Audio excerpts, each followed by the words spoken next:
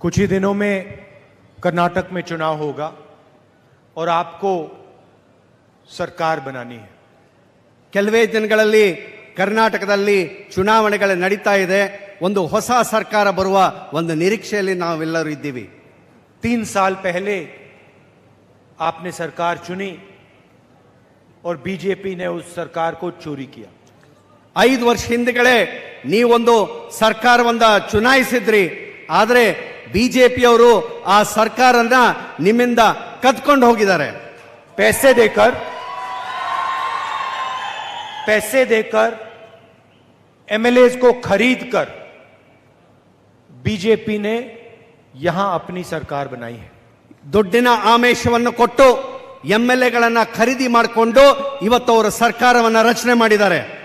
और जो सरकार चोरी की सरकार होगी तो उस सरकार चोरी ही करेगी. ಇವತ್ತು ತುಡುಗಿನ ಮೂಲದಿಂದ ಅಧಿಕಾರಕ್ಕೆ ಬಂದವರು ಅವರ ಸರ್ಕಾರ ತುಡುಗಿಂದ ಆಗಿರತಕ್ಕಂಥದ್ದನ್ನ ನಾನು ಈ ಮಾತನ್ನ ಹೇಳ ಬಯಸ್ತಾ ಇದ್ದೇನೆ. और पिछले 3 साल बीजेपी ने कर्नाटक में चोरी का रिकॉर्ड तोड़ दिया. ಇವತ್ತು 3 ವರ್ಷಗಳ ಕಾಲ ಅವರು ಬಿಜೆಪಿ ಆಡಳಿತದಲ್ಲಿದ್ದಾಗ ಭ್ರಷ್ಟಾಚಾರದ ಒಂದು ಹೊಸ ರೆಕಾರ್ಡ್ ಅನ್ನು ಅವರು ಮಾಡಿದ್ದಾರೆ. शायद हिंदुस्तान की सबसे भ्रष्ट सरकार कर्नाटक की सरकार. ಇವತ್ತು ಭಾರತ ದೇಶದ ಅತಿ ಭ್ರಷ್ಟ ಸರ್ಕಾರ ಯಾವುದಾದ್ರೂ ಇದ್ರೆ ಕರ್ನಾಟಕದಲ್ಲಿರುವಂತಹ ಬಿಜೆಪಿ ಸರ್ಕಾರ ಅಂತಕ್ಕಂಥ ಮಾತನ್ನ ಇವತ್ತು ಹೇಳ ಬಯಸ್ತಾ ಇದ್ದೇನೆ. हाँ, कॉन्ट्रैक्टर एसोसिएशन ने प्रधानमंत्री को चिट्ठी लिखी और उनसे कहा कि कर्नाटक में हर कॉन्ट्रैक्ट पे 40% कमीशन लिया जाता है. ಇವತ್ತು ಕಾಂಟ್ರಾಕ್ಟರ್ ಅಸೋಸಿಯೇಷನ್ ನ ಅಧ್ಯಕ್ಷರು ಪ್ರಧಾನಮಂತ್ರಿಗಳಿಗೆ ಒಂದು ಪತ್ರ ಬರೀತಾರೆ. ಆ ಪತ್ರದಲ್ಲಿ ಅವರು ಹೇಳ್ತಾರೆ, ಕರ್ನಾಟಕ ರಾಜ್ಯದಲ್ಲಿ ನಾವು ಕಾಂಟ್ರಾಕ್ಟ್ ಮಾಡಬೇಕಾದ್ರೆ 40% ಕಮಿಷನ್ ನ ಕೊಡಬೇಕಾಗ್ತದೆ ಅಂತ ಹೇಳಿ. आज तक प्रधानमंत्री ने जवाब नहीं दिया. ಆದ್ರೆ ಇದ್ರ ಬಗ್ಗೆ ಪ್ರಧಾನಮಂತ್ರಿಗಳು ಇನ್ನೂವರೆಗೂ ಒಂದು ಚಕಾರನ್ನು ಎತ್ತಿಲ್ಲ. बीजेपी के एमएलए ने कहा कि 2500 करोड़ रुपए में सीएम की कुर्सी खरीदी जा सकती है. ಇವತ್ತು ಬಿಜೆಪಿಯ ಒಬ್ಬ ಎಂಎಲ್ಎ ಹೇಳ್ತಾರೆ, ಕರ್ನಾಟಕದ ಮುಖ್ಯಮಂತ್ರಿಗಳು ಆಗಬೇಕಾದ್ರೆ 2500 ಕೋಟಿ ರೂಪಾಯಿ ಲಂಚ ಕೊಡಬೇಕಾಗ್ತದೆ ಅಂತ ಹೇಳಿ. दिंगलेश्वर स्वामी जी कहते हैं कि मुझे डिस्काउंट दिया, 40% नहीं लिया, 30% लिया. ಇವತ್ತು ದಿಂಗಾಲೇಶ್ವರ ಸ್ವಾಮಿಗಳು ಹೇಳ್ತಾರೆ, ನನ್ನ ಕೆಲಸ ಮಾಡ್ಕೋಬೇಕಾದ್ರೆ ನನಗೆ ಡಿಸ್ಕೌಂಟ್ ಕೊಟ್ಟರು, ವಿನಾಯಿತಿಯನ್ನ ಕೊಟ್ಟರು, ನನ್ನ ಹತ್ರ 40% ಇಸ್ಕೊಳ್ಳಿಲ್ಲ, ಆದ್ರೆ ನನ್ನ ಹತ್ರ 30% ಅನ್ನ ಕಮಿಷನ್ ಇಸ್ಕೊಂಡಿದ್ದಾರೆ ಅಂತ ಹೇಳಿ. Police sub inspector scam, assistant professor scam, assistant engineer scam, cooperative bank scam. ಇವತ್ತು ಕರ್ನಾಟಕ ರಾಜ್ಯದಲ್ಲಿ PSI ನೇಮಕಾತಿಯಲ್ಲಿ ಒಂದು ಭ್ರಷ್ಟಾಚಾರ ನಡೆದಿದೆ. ಅಸಿಸ್ಟೆಂಟ್ ಪ್ರೊಫೆಸರ್ ನೇಮಕಾತಿಯಲ್ಲಿ, ಕೋಆಪರೇಟಿವ್ ಬ್ಯಾಂಕ್ಗಳ ನೇಮಕಾತಿಯಲ್ಲಿ ಎಲ್ಲದರಲ್ಲೂ ಕೂಡ ಭ್ರಷ್ಟಾಚಾರ ನಡೆದಿದೆ. हर चीज में कर्नाटक में स्कैम हुआ है. ಇವತ್ತು ಪ್ರತಿಯೊಂದು ಹಂತದಲ್ಲಿ ಕರ್ನಾಟಕ ರಾಜ್ಯದಲ್ಲಿ ಭ್ರಷ್ಟಾಚಾರ ತಾಂಡವವಾಡ್ತಾ ಇದೆ. अब देखिए, प्रधानमंत्री आते हैं, भाषण करते हैं, मगर भ्रष्टाचार के बारे में एक शब्द नहीं कहते. ಇವತ್ತು ಪ್ರಧಾನಮಂತ್ರಿಗಳು ಕರ್ನಾಟಕ ರಾಜ್ಯಕ್ಕೆ ಬರ್ತಾರೆ, ಭಾಷಣ ಮಾಡ್ತಾರೆ, ಆದ್ರೆ ಒಂದರಲ್ಲೂ ಕೂಡ ಅವ್ರು ಈ ಭ್ರಷ್ಟಾಚಾರದ ಬಗ್ಗೆ ಒಂದು ಚಕಾರನ್ನು ಎತ್ತರತಕ್ಕಂಥ ಒಂದು ಪ್ರಧಾನಮಂತ್ರಿ ಯಾರಾಗಿದ್ರೆ ಅದು ಮೋದಿ ಅವರು ಅಂತ ಹೇಳಿ. तो मैं प्रधानमंत्री से सवाल पूछता हूं, आपने पिछले 3 सालों में जो कर्नाटक में भ्रष्टाचार हुआ उसके बारे में क्या किया, क्या एक्शन लिया, किसको सजा दी? ಇವತ್ತು ಪ್ರಧಾನಮಂತ್ರಿಗಳಿಗೆ ನಾನು ಒಂದು ಪ್ರಶ್ನೆ ಕೇಳ್ತೀನಿ. 3 ವರ್ಷಗಳ ಕಾಲ ಭ್ರಷ್ಟಾಚಾರ ನಡೆದಾಗ ನೀವೇನ್ ಮಾಡ್ತಿದ್ರಿ, ಯಾರ ವಿರುದ್ಧವಾಗಿ ನೀವು ಒಂದು ಕ್ರಮವನ್ನ ತೆಗೆದುಕೊಂಡಿದ್ದೀರಿ ಅಂತ ಹೇಳಿ ಬಹಿರಂಗ ಪಡಿಸಬೇಕು. कितने लोगों को आपने जेल में डाला, ಎಷ್ಟು ಜನನನ್ನ ಜೈಲಿಗೆ ಕಳಿಸಿದ್ರಿ? आज तक प्रधानमंत्री ने एक शब्द नहीं कहा है. ದುರಾದೃಷ್ಟವಶಾತ್ ಪ್ರಧಾನಮಂತ್ರಿಗಳು ಇವತ್ತಿನವರೆಗೂ ಅದರ ಬಗ್ಗೆ ಒಂದು ಶಬ್ದವನ್ನು ಕೂಡ ಚಕಾರೆತ್ತಿಲ್ಲ.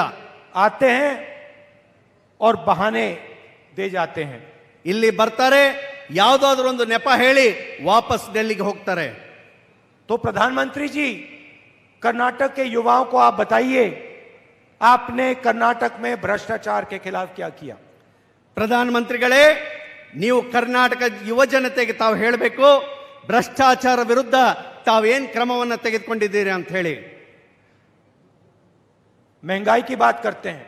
ಇವತ್ತು ಬೆಲೆ ಏರಿಕೆ ಬಗ್ಗೆ ಮಾತನಾಡೋಣ. गैस सिलेंडर पहले 400 रुपए का था. ಗ್ಯಾಸ್ ಸಿಲಿಂಡರ್ ಮೊದಲು 400 ರೂಪಾಯಿಗಿತ್ತು, अब 1100 रुपए का हो गया है. ಆದರೆ ಇವತ್ತು 1100 ರೂಪಾಯಿ ಆಗಿದೆ. प्रधानमंत्री जी, इसके बारे में आपने क्या किया? ಇದರ ಬಗ್ಗೆ ಪ್ರಧಾನಮಂತ್ರಿಗಳೇ ನೀವೇನ್ ಮಾಡಿದ್ದೀರಾ?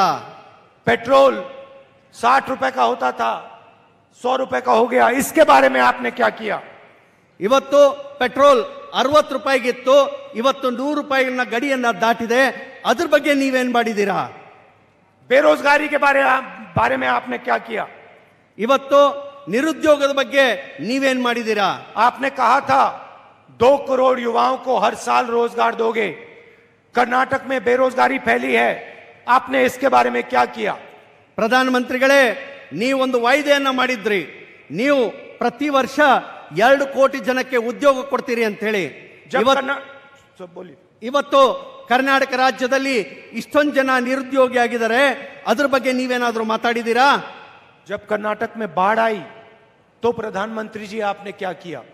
ಇವತ್ತು ಕರ್ನಾಟಕದಲ್ಲಿ ಹೊಳೆ ಪ್ರವಾಹ ಬಂತು, ಅವಾಗ ನೀವೇನ್ ಮಾಡಿದ್ರಿ?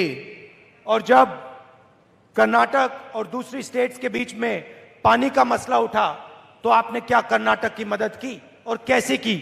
ಇವತ್ತು ಕರ್ನಾಟಕದಲ್ಲಿ ಬೇರೆ ರಾಜ್ಯದ ಜೊತೆಯಲ್ಲಿ ಕುಡಿಯುವ ನೀರಿಗಾಗಿ ಒಂದು ಕಲಹ ಬಂದಾಗ ನೀವೇನಾದ್ರೂ ಕರ್ನಾಟಕದ ಪರವಾಗಿ ವಿಷಯ ಎತ್ತಿದ್ರಾ? तो जो मुद्दे हैं उनके बारे में प्रधानमंत्री एक शब्द नहीं कहते. ಇವತ್ತು ಯಾವ ವಿಷಯಗಳಿದೆ ಅದರ ಬಗ್ಗೆ ವಿಷಯಗಳ ಬಗ್ಗೆ ಪ್ರಧಾನಮಂತ್ರಿಗಳು ಚರ್ಚೆನೇ ಮಾಡೋದಿಲ್ಲ. गरीबों के बारे में, युवाओं के बारे में, किसानों के बारे में, मजदूरों के बारे में प्रधानमंत्री एक शब्द नहीं कहेंगे. ಇವತ್ತು ಪ್ರಧಾನಮಂತ್ರಿಗಳು ಬಡವರಿಗಾಗಿ ಕೆಲಸ ಮಾಡುವಂತಹ ಕೆಲಸಗಾರರಿಗಾಗಿ ಮತ್ತೆ ಯುವಕರಿಗಾಗಿ ಒಂದು ಶಬ್ದವನ್ನು ಕೂಡ ಎತ್ತೋದಿಲ್ಲ. भाषण में कहेंगे कि कांग्रेस पार्टी ने 91 बार मेरे बारे में गलत बोला. ಇವತ್ತು ಬರೀ ಭಾಷಣದಲ್ಲಿ ಹೇಳ್ತಾರೆ, ಕಾಂಗ್ರೆಸ್ನವರು 91 ಸಾರ್ತಿ ನನ್ನನ್ನ ಬೈದಿದ್ದಾರೆ ಅಂತ ಹೇಳಿ बहाने बनाते हैं. ಇವತ್ತು ಅವರು ಬರೀ ಒಂದು ಬಹಾನವನ್ನು ಮಾಡ್ತಾ ಇದ್ದಾರೆ. मगर जो असली मुद्दे हैं उनके बारे में नहीं बोल सकते. ಇವತ್ತು ಯಾವ ವಿಷಯಗಳ ಬಗ್ಗೆ ಚರ್ಚೆ ಮಾಡಬೇಕಾಗಿತ್ತು ಆ ವಿಷಯಗಳನ್ನ ಅವರು ಪ್ರಧಾನಮಂತ್ರಿಗಳು ಎಂದಿಗೂ ಪ್ರಸ್ತಾಪ ಮಾಡೋದಿಲ್ಲ. कांग्रेस पार्टी जो कहती है वो कर देती है. ಆದರೆ ಕಾಂಗ್ರೆಸ್ ಪಕ್ಷ ನುಡಿದಂತೆ ನಡೀತದೆ. जैसे प्रधानमंत्री ने 15 लाख रुपए का वायदा किया था, वैसा वायदा हम कभी नहीं करेंगे. ಇವತ್ತು ಪ್ರಧಾನಮಂತ್ರಿಗಳು ಒಂದು ವಾಯ್ದೆಯನ್ನ ಮಾಡಿದ್ರು, ಪ್ರತಿಯೊಬ್ಬರ ಅಕೌಂಟ್ಗೆ 15 ಲಕ್ಷ ರೂಪಾಯಿ ಜಮಾ ಮಾಡ್ತೀನಿ ಅಂತೇಳಿ. ಅಂತ ಸುಳ್ಳು ಭರವಸೆಯನ್ನ ಕಾಂಗ್ರೆಸ್ ಎಂದಿಗೂ ಮಾಡೋದಿಲ್ಲ. नोटबंदी जैसा काम हम कभी नहीं करेंगे. ಇವತ್ತು ನೋಟ್ ಬಂದಿ ಅಂತ ಕೆಟ್ಟ ಕೆಲಸವನ್ನ ನಾವು ಎಂದೂ ಮಾಡೋದಿಲ್ಲ. क्योंकि ये गरीबों के खिलाफ, किसानों के खिलाफ, मजदूरों के खिलाफ कार्रवाई थी. ಇವರು ಈ ಒಕ್ಕಲಿಗರ ವಿರುದ್ಧ ಮತ್ತೆ ಯುವಕರ ವಿರುದ್ಧ ಮತ್ತು ಕಾರ್ಮಿಕರ ವಿರುದ್ಧ ಕಾರ್ಯವಾಹಿಯನ್ನ ಮಾಡಿದ್ದಾರೆ. ನಾವೆಂದಿಗೂ ಆ ತರ ಮಾಡೋದಿಲ್ಲ.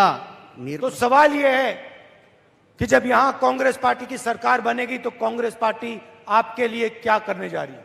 ಇವತ್ತು ಪ್ರಶ್ನೆ ಏನಿದೆ ಅಂದ್ರೆ, ಕಾಂಗ್ರೆಸ್ ಪಕ್ಷ ಅಧಿಕಾರಕ್ಕೆ ಬಂದ್ರೆ ನಿಮ್ಗಳಿಗೆ ಏನ್ ಮಾಡ್ತದೆ ಅಂತಕ್ಕಂಥದ್ದನ್ನ. पिछली सरकार जो कांग्रेस की थी, सिद्धरामैया जी की, उसके बारे में आपको सब मालूम है. ಈ ಹಿಂದೆ ಸಿದ್ದರಾಮಯ್ಯ ನೇತೃತ್ವದ ಕಾಂಗ್ರೆಸ್ ಸರ್ಕಾರದ ಬಗ್ಗೆ ತಾವೆಲ್ಲರೂ ತಿಳಿದುಕೊಂಡಿದ್ದೀರಾ. गरीबों की मदद की थी, कमजोरों की मदद की थी, किसानों की मदद की थी. ಬಡವರಿಗಾಗಿ ಅವರು ಕೆಲಸ ಮಾಡಿದ್ದನ್ನ ತಮಗೆಲ್ಲರಿಗೂ ಗೊತ್ತಿರುವ ವಿಷಯ. इस बार हम क्रांतिकारी काम करने जा रहे हैं. ಈ ಸತಿ ನಾವು ಒಂದು ದೊಡ್ಡ ಕ್ರಾಂತಿಕಾರಿ ಕೆಲಸಕ್ಕೆ ಕೈ ಹಾಕಿದ್ದೇವೆ.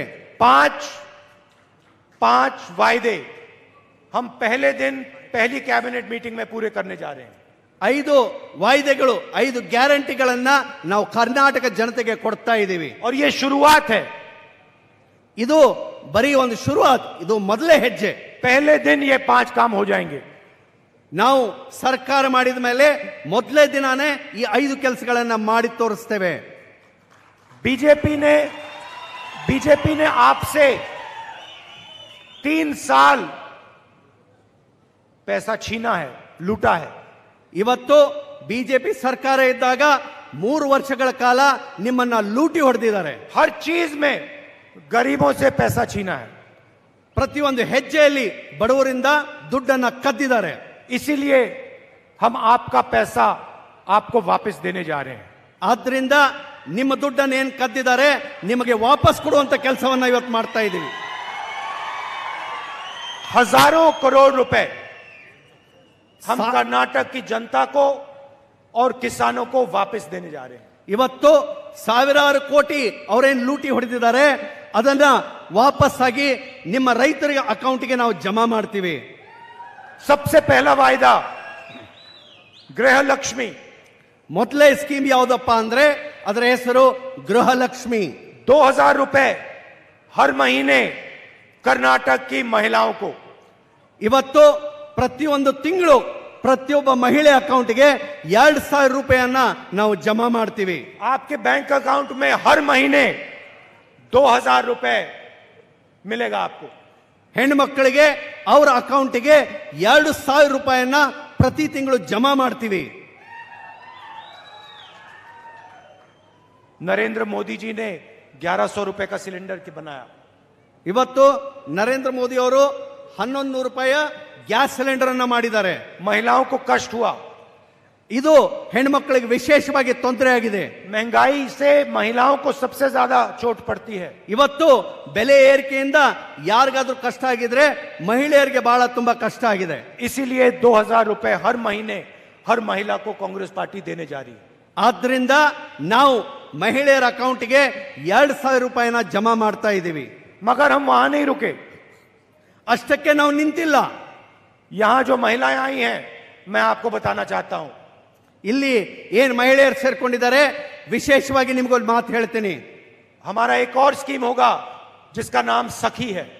ಇವತ್ತು ನಮ್ದು ಇನ್ನೊಂದು ಸ್ಕೀಮ್ ಇದೆ ಅದರ ಹೆಸರು ಸಖಿ ಅಂತ ಹೇಳಿ. और सखी स्कीम के माध्यम से आप कर्नाटक में जब बस में जाएंगी आपको 1 पैसा नहीं देना पड़ेगा. मुफ्त में जाएंगी आप. ಇವತ್ತು ಮಹಿಳೆಯರು ಕರ್ನಾಟಕದಲ್ಲಿ ಎಲ್ಲೇ ಹೋದ್ರೂ ಕೂಡ ಬಸ್ನಲ್ಲಿ ಪ್ರಯಾಣ ಮಾಡಿದ್ರೆ ಬಸ್ನಲ್ಲಿ ನೀವು ಟಿಕೆಟ್ ತೆಗೆಸಬೇಕಾಗಿಲ್ಲ, ಒಂದು ನಯಾ ಪೈಸಾನು ಕೊಡಬೇಕಾಗಿಲ್ಲ. महिलाओं को 1 पैसा नहीं देना पड़ेगा बस में जाने के लिए. ಬಸ್ಸಲ್ಲಿ ಹೋಗ್ಬೇಕಾದ್ರೆ ಮಹಿಳೆಯರು ಒಂದು ಪೈಸಾ ಕೂಡ ಕೊಡಬೇಕಾಗಿಲ್ಲ. तीसरा वायदा अन्न भाग्य स्कीम. ಮೂರನೇದು ಅನ್ನ ಭಾಗ್ಯ ಸ್ಕೀಮ್. 10 केजी चावल हर परिवार के मेंबर को. ಇವತ್ತು 10 ಕಿಲೋ ಅಕ್ಕಿಯನ್ನ ಪರಿವಾರದ ಪ್ರತಿಯೊಬ್ಬ ವ್ಯಕ್ತಿಗೆ ನಾವು ಕೊಡ್ತಾ ಇದ್ದೀವಿ. कि कर्नाटक में कोई भी व्यक्ति भूखा ना सोए. ಇದು ಯಾಕಂತಂದ್ರೆ ಕರ್ನಾಟಕದಲ್ಲಿ ಯಾರು ಕೂಡ ಹಸಿವಿನಿಂದ ಮನೆಗೆ ಹೋಗಿ ಮಲ್ಕೋಬಾರದು. चौथा वायदा गृह ज्योति. ನಾಲ್ಕನೆಯದು ಗೃಹ ಜ್ಯೋತಿ ಅಂತ ಹೇಳಿ 200 यूनिट मुफ्त में बिजली हर परिवार को. ಪ್ರತಿಯೊಂದು ಮನೆತನಕ್ಕೆ 400 ಯೂನಿಟ್ ಅನ್ನ ಕರೆಂಟ್ ಅನ್ನ ಪುಕ್ಕಟೆಯಾಗಿ ಕೊಡತಕ್ಕಂತ ಒಂದು ವಾಯ್ದೆಯನ್ನ ಇವತ್ತು ಕಾಂಗ್ರೆಸ್ ಮಾಡ್ತದೆ. और 5वां और शायद सबसे जरूरी वायदा युवा निधि. ಈಗ 5ನೇದು ಬಹು ಮುಖ್ಯವಾಗಿ ಆ ಸ್ಕೀಮ್ ಹೆಸರು ಯುವ ನಿಧಿ ಅಂತ ಹೇಳಿ. प्रधानमंत्री ने कहा था 2 करोड़ युवाओं को रोजगार देंगे. ಪ್ರಧಾನಮಂತ್ರಿಗಳು ಹೇಳಿದ್ರು ನಾನು 2 ಕೋಟಿ ಜನಕ್ಕೆ ಉದ್ಯೋಗ ಕೊಡ್ತೀನಿ ಅಂತ ಹೇಳಿ. उल्टा आज सबसे ज्यादा बेरोजगारी 40 साल में सबसे ज्यादा बेरोजगारी आज हिंदुस्तान में है. ಆದ್ರೆ ಇವತ್ತು ಉಲ್ಟಾ ತಿರುಗಿ ನೋಡಿದ್ರೆ 40 ವರ್ಷಗಳ ಒಂದು ಇತಿಹಾಸ ನೋಡಿದ್ರೆ ಇವತ್ತು ನಿರುದ್ಯೋಗ ಭಾರತ ದೇಶದಲ್ಲಿ ಅತಿ ಹೆಚ್ಚಾಗಿದ್ದು ಇದೇ ವೇಳೆಯಲ್ಲಿ. नोटबंदी और जीएसटी के कारण युवाओं को रोजगार मिल ही नहीं सकता. ಇವತ್ತು ನೋಟ್ ಬಂದಿ ಆಗಿದೆ, ಜಿಎಸ್ಟಿ ಬಂದಿದೆ ಆಗಿದೆ. ಇದರ ಪರಿಣಾಮ ಏನಾಗಿದೆ ಅಂತಂದ್ರೆ ನಿರುದ್ಯೋಗ ಬಹಳಷ್ಟು ನಮ್ಮ ದೇಶದಲ್ಲಿ ಜಾಸ್ತಿ ಆಗಿದೆ. तो युवा निधि स्कीम के माध्यम से हम 3000 रुपए हर महीने कर्नाटक के हर ग्रेजुएट को 2 साल के लिए देंगे. ಇವತ್ತು ಯುವ ನಿಧಿ ಅಂತಕ್ಕಂಥ ಒಂದು ಸ್ಕೀಮ್ ನಡಿಯಲ್ಲಿ ನಿರುದ್ಯೋಗಿ ಇರುವಂತಹ ಪ್ರತಿಯೊಬ್ಬ ಪದವೀಧರ ಕರ್ನಾಟಕದಲ್ಲಿ ಏನಿದ್ದಾನೆ ಅವನಿಗೆ 2 ವರ್ಷಗಳ ಕಾಲ ತಿಂಗಳ 3,000 ರೂಪಾಯಿ ಮಾಶಾಸನೆ ಕೊಡತಕ್ಕಂತ ಒಂದು ಸ್ಕೀಮ್ ಅಂತಂದ್ರೆ ಅದು ಮಾಡ್ತಾ ಇದೀವಿ. और 1,500 रुपए हर डिप्लोमा होल्डर को 2 साल के लिए हर महीने.